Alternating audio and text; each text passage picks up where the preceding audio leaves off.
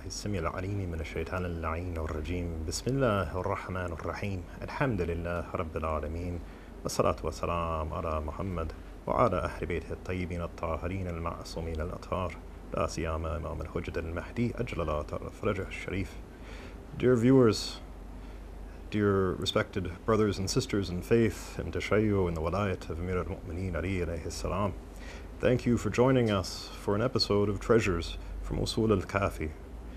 In this series, we'll be looking at the words of the Imams as they're reported by our respected and great scholars of the past in various texts, and beginning with al-Kafi by Thiqat al-Islam, Sheikh Muhammad ibn Ya'qub al-Kulaini. Well, what makes al-Kafi a particularly significant work is first that it was compiled during the lesser occultation, when the Shia, we still had access to the Imam through his representatives. So, as far as our texts go, it's a fairly early one. Additionally, al-Kafi is part of the 4 books. Now, the 4 books are something, if you research deeply into where most of our fiqh and other things are derived from, you'll find that they come through 4 primary texts that were recorded by a number of different sheikhs. 3 in particular, known as the 3 Muhammads.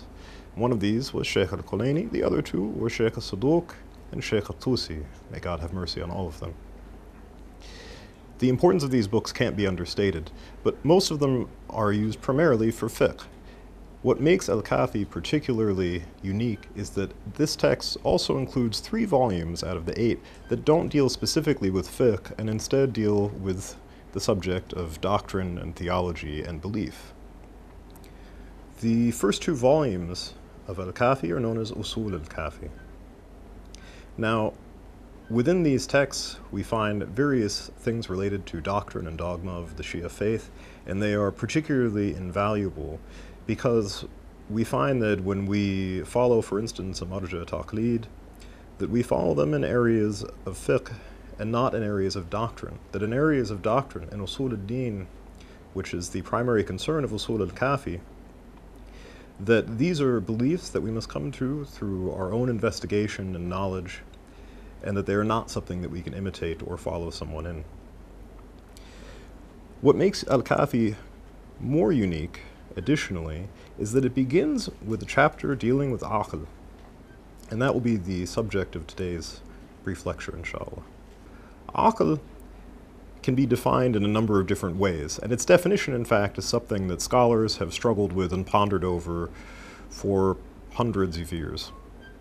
Initially, we find in earlier narrations that aql is something that we could translate into English roughly as meaning intuition or the sense of discernment that we have in terms of meditating upon and acting on the narrations of the Imams. Peace be upon them all. Later in time, aql came to acquire other meanings as well, in particular intellect, and this is often how it's translated as intellect or reason. However, to some extent, although we find in some narrations this is a correct translation, in other cases we need to go with the earlier definition, and we see that the later reading of this word comes from when Islam was having many texts translated from Greek, philosophy in particular, and the idea of aql as a rational faculty or intellect becomes imported into the religion. And as well, the fact that the Imams at that time were busy debating a developing rationalist school of theology. However, the important thing to know is that aql is a special and beloved creation of Allah Azza wa Jal. According to a tradition from Imam Sadiq alayhi salam, he says, when Allah created the aql, He said to it, by my might and my glory, I have created nothing more beloved to me than you,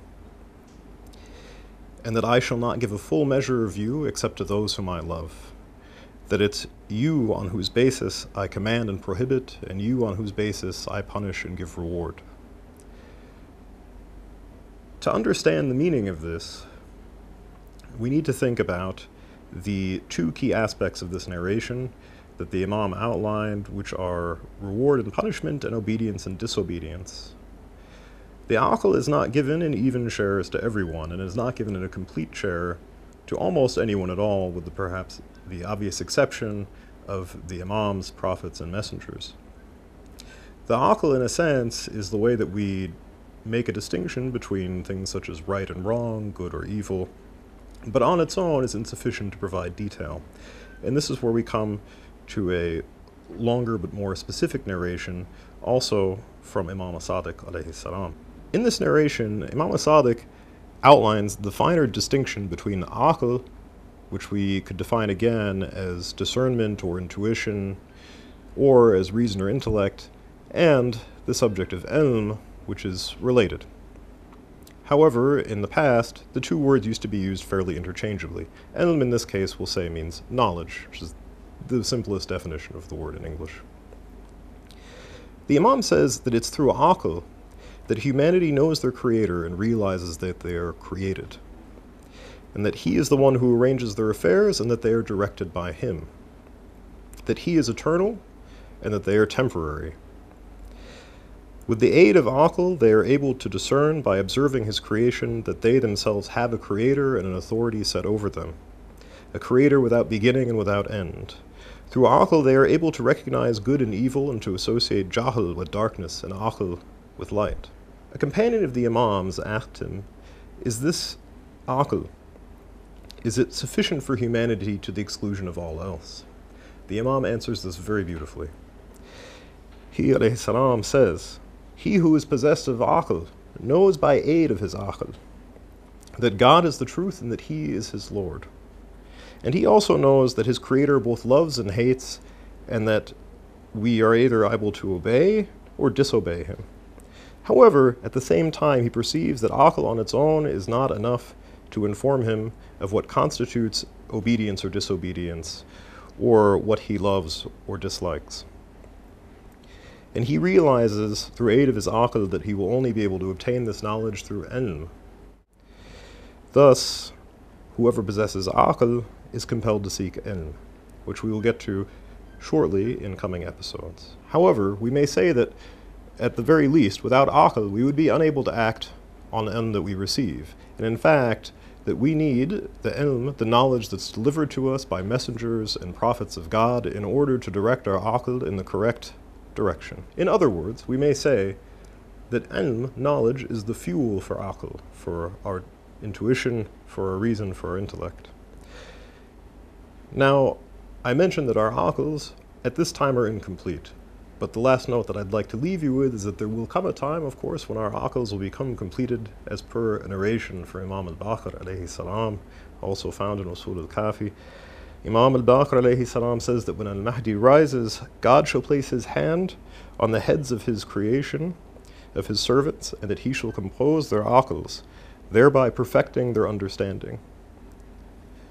Of course, we don't accept that God literally has a hand. We find repeatedly that God is nothing like his creation, and we seek refuge from attributing anything like this to him. However, our scholars and the Imam say that by his hand, we're talking about God's power. In other words, that God will use his power upon the reappearance of our awaited Savior, Imam al-Hujjah, Ajlallahu ta'ala farajah al-Sharif, to complete our aqls and thus receive complete guidance. Thank you for joining us for this episode. Inshallah, you will join us for another as well. Assalamu alaikum wa rahmatullahi wa barakatuh.